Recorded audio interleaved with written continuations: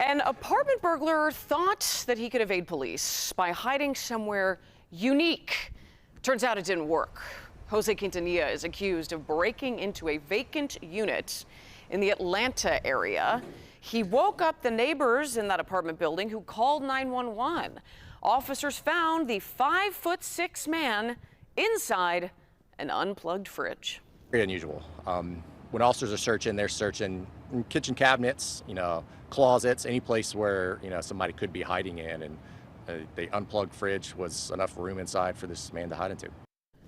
When police arrested him, he did have an explanation. I just trying to get something to sort of sleep, man. It's cold outside. Police say he also pulled some wires from a newly hung section of sheetrock that caused roughly $2,000 in damage.